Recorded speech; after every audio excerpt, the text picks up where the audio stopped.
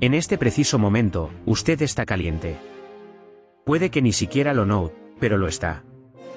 En algún muro de su casa hay un número, y si la temperatura del aire baja por debajo de ese número, una máquina se enciende y resuelve el problema antes de que su cuerpo llegue siquiera a quejarse. Camina de una casa calefaccionada a un auto calefaccionado y de ahí a un edificio calefaccionado. Y la parte más fría de todo su día probablemente sean los 10 segundos que tarda en pasar de uno a otro. El invierno, para usted, es apenas una molestia.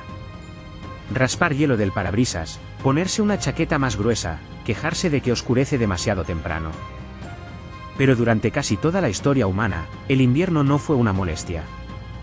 El invierno era la estación que intentaba matarlo, y no lo intentaba una sola vez ni de una sola manera. Venía desde 4 frentes distintos y al mismo tiempo. El frío podía matarlo. El hambre podía matarlo. Los animales podían matarlo. Y las noches largas, oscuras e interminables podían quebrarlo antes de que cualquiera de los otros 3 tuviera oportunidad de hacerlo. La pregunta, entonces, es simple. Durante cientos de miles de años, sin calefacción, sin supermercados, sin muros capaces de sellar realmente el viento, ¿cómo lograron los seres humanos sobrevivir al invierno? Porque lo lograron. Sus ancestros caminaron directo hacia algunos de los ambientes más fríos del planeta y salieron adelante al otro lado. Y la manera en que lo hicieron es uno de los logros más impresionantes que nuestra especie haya alcanzado jamás. Empecemos por la amenaza más obvia. El frío en sí mismo. Hay algo que la mayoría de la gente no comprende. El ser humano es, biológicamente, un animal tropical. Nuestros cuerpos evolucionaron en las regiones cálidas de África, y si se lo deja a su suerte, un humano desnudo pierde calor con rapidez. En condiciones de frío, es posible caer en hipotermia en cuestión de horas. Los dedos dejan de funcionar. El pensamiento se vuelve lento. Y una vez que la temperatura corporal central desciende lo suficiente, el cuerpo simplemente se detiene. Sin garras, sin pelaje espeso, sin ningún tipo de aislamiento natural digno de mención. Sobre el papel, somos uno de los animales grandes peor equipados de la Tierra para sobrevivir a un invierno duro. Y, sin embargo, los humanos no solo sobrevivieron al frío. Caminaron hacia él a propósito. Se expandieron hacia el norte, hacia la Europa de la Edad de Hielo, hacia Siberia, hacia lugares donde las temperaturas invernales caían muy por debajo de cualquier cosa que el cuerpo humano pueda tolerar sin protección. Entonces, ¿cómo lo hicieron? La primera respuesta es el fuego, y más adelante volveremos sobre lo que el fuego hizo por las largas noches de invierno. Pero el fuego tiene un problema. Solo calienta el costado del cuerpo que está frente a él. No viaja con la persona. En el momento en que uno se aleja de las llamas para ir a cazar o a buscar más leña, el frío regresa de inmediato. El fuego por sí solo nunca iba a ser suficiente. Lo que los humanos antiguos necesitaban era una manera de llevar el calor consigo, envuelto alrededor del cuerpo, a donde quiera que fueran. Y eso nos lleva a lo que podría ser la tecnología invernal más importante que la humanidad haya inventado jamás. ¿La ropa? Pero no el tipo de ropa que probablemente está imaginando. Durante mucho tiempo, la suposición fue simple. Hace frío, entonces uno se echa una piel de animal sobre los hombros y ya está. Y por un tiempo, eso fue exactamente lo que hicieron los humanos. Pero una piel echada sobre la espalda deja huecos por todas partes. El viento entra por los costados. Los brazos quedan expuestos.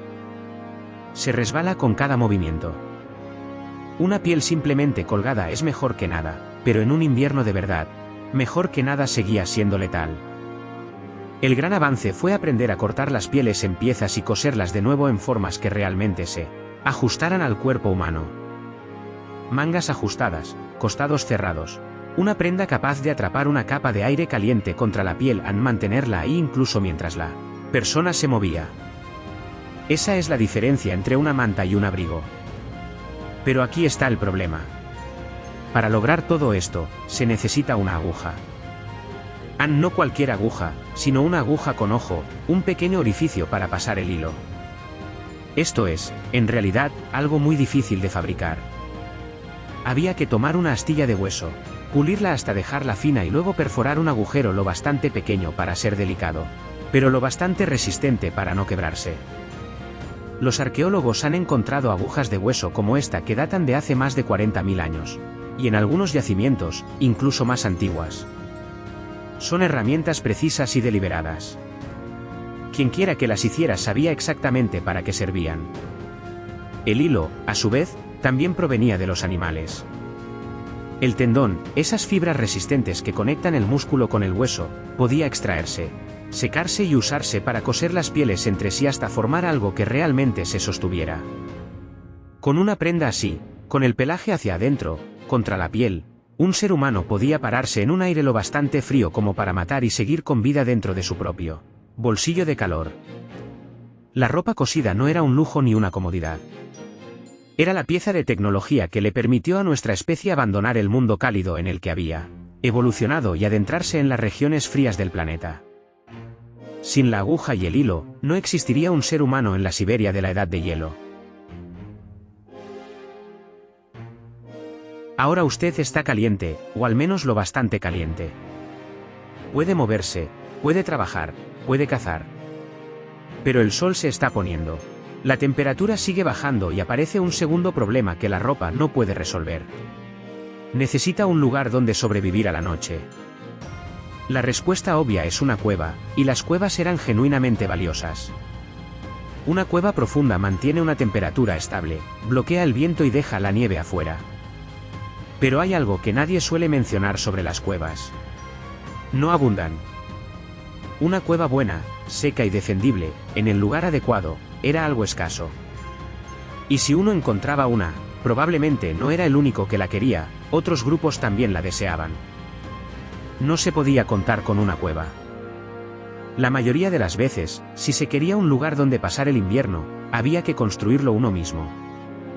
Y aquí es donde la historia se vuelve extraordinaria. En un lugar llamado Mezirich, en lo que hoy es Ucrania, los arqueólogos encontraron los restos de refugios construidos hace unos 15.000 años.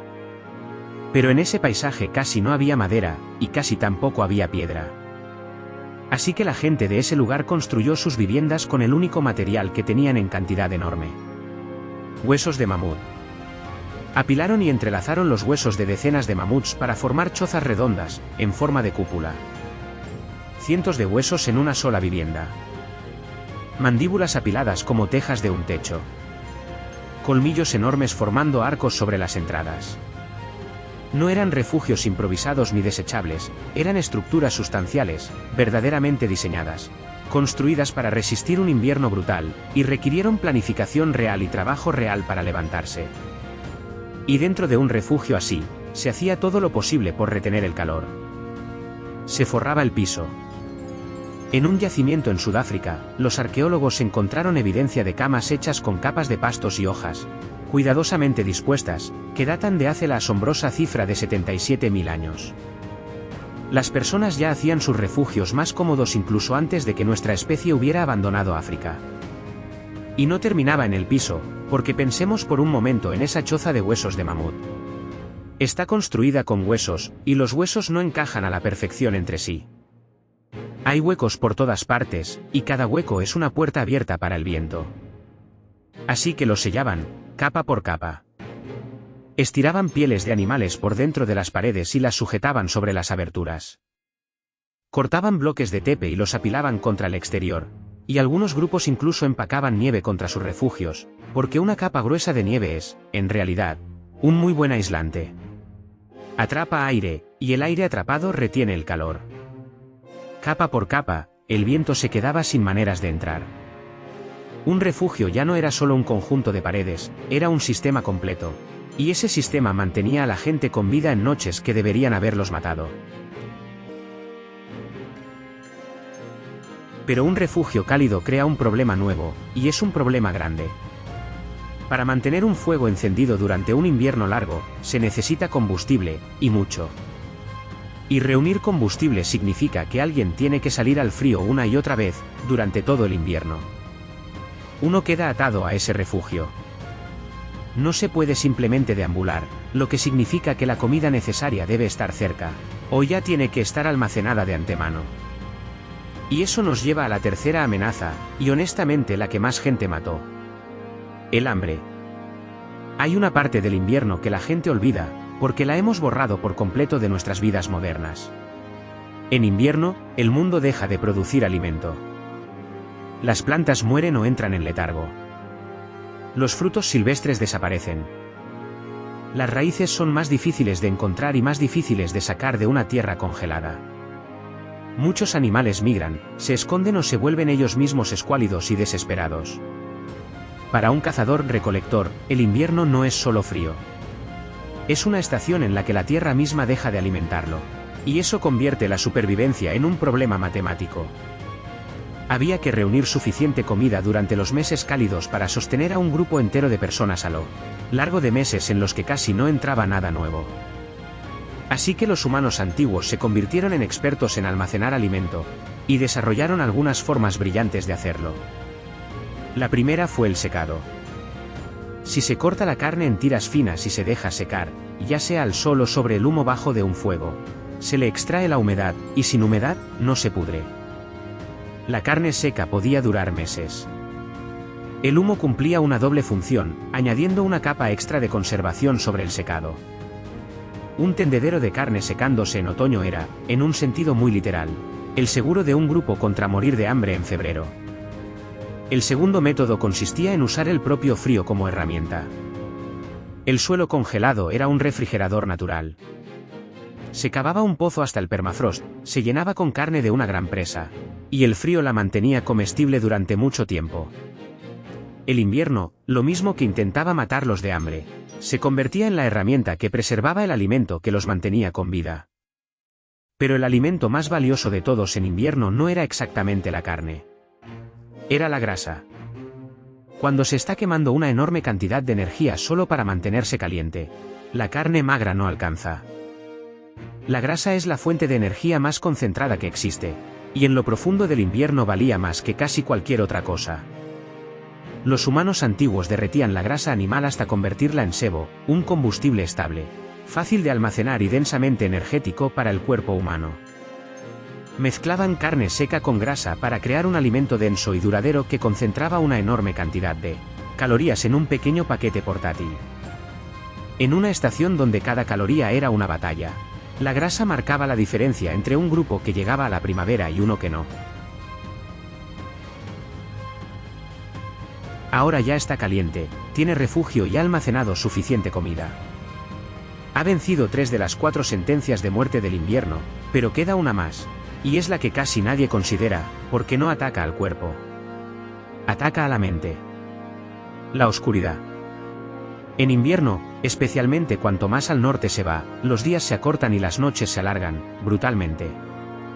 Es posible tener apenas un puñado de horas de luz útil, y luego 15, 16 horas de oscuridad fría sin nada que hacer más que esperar. No se puede viajar lejos. No se puede cazar bien en la oscuridad. Uno queda encerrado en un espacio pequeño con las mismas pocas personas durante muchísimo tiempo, noche tras noche tras noche. Y ese tipo de confinamiento, esa espera interminable, puede desgastar a una persona de una manera que ni el frío ni el hambre logran hacerlo. Pero esto es lo que los humanos antiguos hicieron con esas largas horas oscuras. No se limitaron a soportarlas, las llenaron. Ese era el momento para todo el trabajo que no requería luz del día ni buen clima.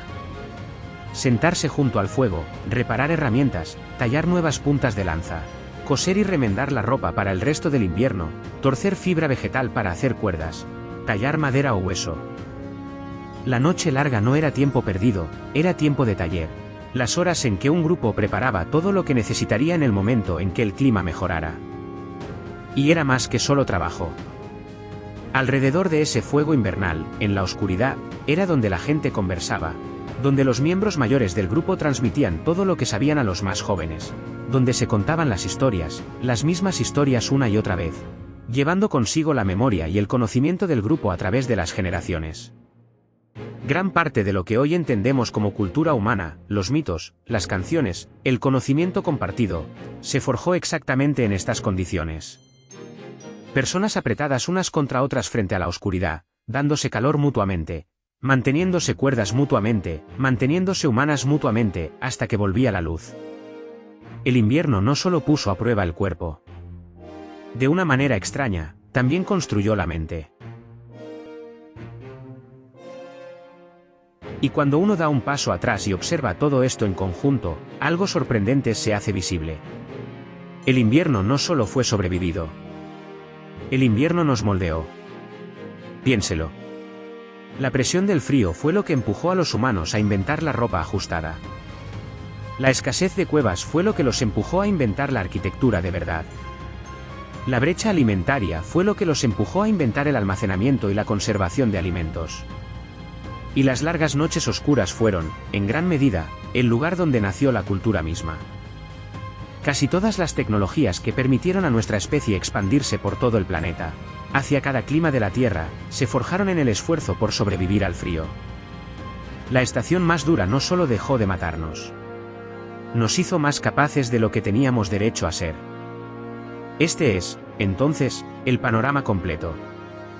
El invierno atacó a sus ancestros con 4 armas. El frío, y ellos respondieron con fuego y con ropa cosida y ajustada.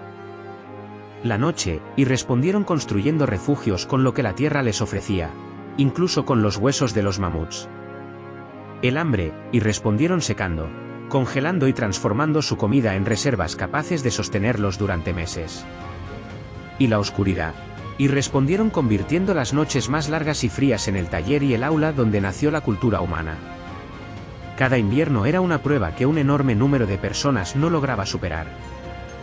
La supervivencia no estaba garantizada. Se ganaba cada año, mediante preparación, habilidad y pura tenacidad. Y ahora, mírese usted. Gira una perilla y la habitación se calienta. Abre una puerta y ahí hay comida que fue cultivada al otro lado del planeta en pleno mes de diciembre. Se queja de que el sol se pone demasiado temprano, desde el interior de una casa que sus ancestros no habrían podido siquiera imaginar, sin haber sentido jamás ese miedo tan específico de ver la primera nevada y preguntarse si había almacenado lo suficiente para llegar a la primavera. Usted ya no sobrevive al invierno, apenas lo nota. Y eso no es porque el invierno se haya vuelto más débil. Es porque 100.000 años de seres humanos congelándose, pasando hambre y acurrucándose en la oscuridad, fueron descubriendo, poco a poco, cómo vencerlo, una invención a la vez, para que usted nunca tuviera que hacerlo.